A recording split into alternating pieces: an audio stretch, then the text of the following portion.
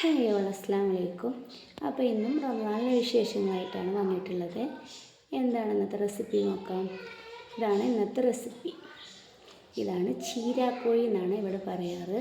അപ്പോൾ ഇതിൻ്റെ റെസിപ്പിയും പിന്നെ ഇതിൻ്റെ കൂടെ എന്താണെന്ന് നോക്കിയാലോ. ചീരാക്കഞ്ഞി, ജീരകക്കഞ്ഞി എന്നും പറയും, പക്ഷേ പറയുക നാട്ടിൻപുറത്തെ ഭാഷ ചീരാക്കഞ്ഞി. അപ്പോൾ അത് തയ്യാറാക്കി വന്നാലോ. തിളച്ച വെള്ളത്തിലോട്ട് 1 കപ്പ് അരി ആഡ് ചെയ്ത് കൊടുക്കുക. അത് തിളച്ച് വരുന്ന ടൈം കൊണ്ട് നമുക്ക് അതിലോട്ടുള്ള അരപ്പ് തയ്യാറാക്കി എടുക്കുക.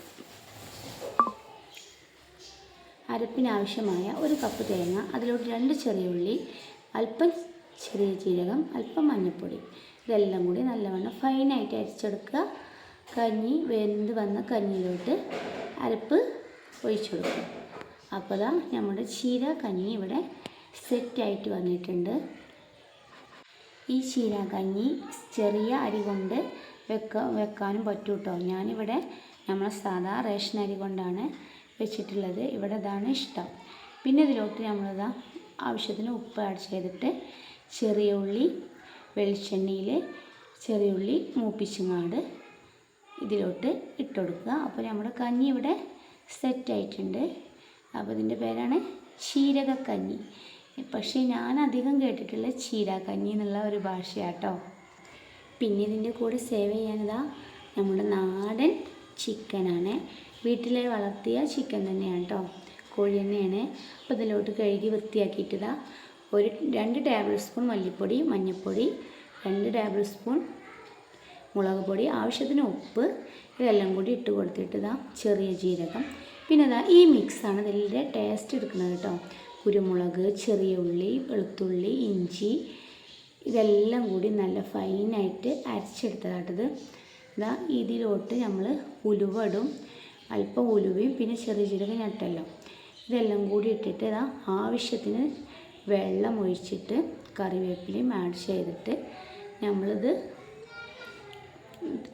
ഗ്യാസ്മേലാണ് ഞാൻ വെക്കുന്നത്. പക്ഷേ ഇത് അടുപ്പത്ത് മൺചട്ടിയിൽ വെക്കുമ്പോഴാണ് ഇതിൻ്റെ ഒറിജിനൽ ടേസ്റ്റ് കേട്ടോ. എനിക്കിവിടെ അടുപ്പ് ഇപ്പോൾ യൂസ് ചെയ്യലില്ല, അതുകൊണ്ടാണ് ഞാൻ ഗ്യാസിൽ വെക്കുന്നത് കേട്ടോ. അപ്പോൾ ഇതാണ് ഇതിൻ്റെ മസാലക്കൂട്ട്. ഇത് നമുക്ക് തയ്യാറാക്കി വരാം. ഇത് പ്രസവിച്ച് കിടക്കുന്നവർക്കുള്ള ഒരു പ്രസവരക്ഷാ മരുന്നും കൂടിയാണ്. പക്ഷേ നമുക്ക് മുതിർന്നവർക്കും കുട്ടികൾക്കും ഒക്കെ നമ്മുടെ വീട്ടിലുള്ള എല്ലാവർക്കും കഴിക്കാൻ പറ്റുന്ന ഒരു ഇതാണ് വരട്ടിയതാണ്. പക്ഷേ ഇത് നല്ലവണ്ണം വരണം. ഇതിൻ്റെ മസാല മതി നമുക്ക് ചോറ് കഴിക്കാനാണെങ്കിലും കഞ്ഞി കുടിക്കാനാണെങ്കിലൊക്കെ ഇതിൻ്റെ മസാല മതി കേട്ടോ. പക്ഷേ ഇവിടെ നല്ലവണ്ണം വരണ്ടതിന് ഇഷ്ടമില്ല, കുറഞ്ഞൊരു മസാല രൂപത്തിലാണ് ഇവിടെ ഇഷ്ടം. അതാണ് ഞാൻ ഇത്രയും വരട്ടി എടുത്തിട്ടുള്ളൂ. ഇത് ഈ ഒരു ഫോണിൽ കളറല്ല കേട്ടോ, കുറച്ചും കൂടി ഒരു ഡാർക്ക് കളറായിട്ട് വരും.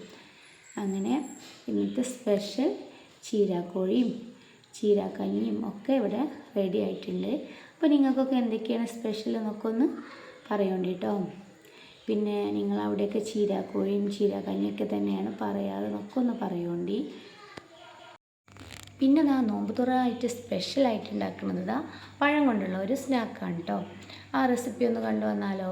അതിലോട്ട് 1 കപ്പ് തേങ്ങ നന്നായിട്ട് വഴറ്റി കൊടുക്കുക. അതിലോട്ട് പഞ്ചസാര, അണ്ടിപ്പരിപ്പ്, മുന്തിരി ഒക്കെ ഒന്ന് വാട്ടിയെടുത്തിട്ടുണ്ട്.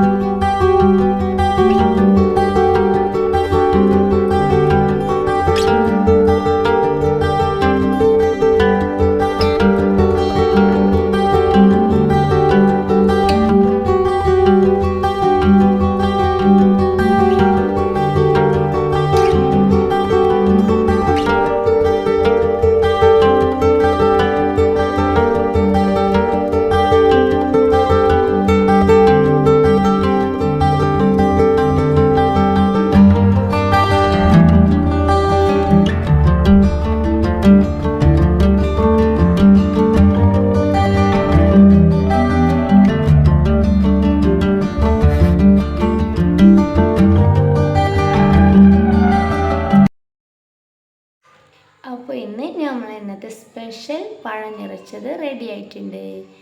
അപ്പോൾ പഴം നിറച്ചത് സെറ്റായിട്ടുണ്ട്.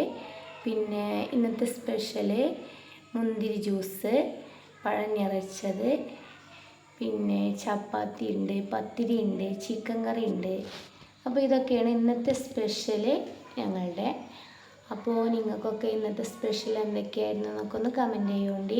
എൻ്റെ ഇന്നത്തെ 3 റെസിപ്പിയും ഇഷ്ടമായ ലൈക്ക് ചെയ്യുക, ഷെയർ ചെയ്യുക, സബ്സ്ക്രൈബ് ചെയ്യാം. പിന്നെ സബ്സ്ക്രൈബ് ചെയ്യാതെ കാണുന്ന കൂട്ടുകാരുണ്ടെങ്കിൽ സബ്സ്ക്രൈബ് ചെയ്ത് കൂടെ കൂടിക്കോളൂ.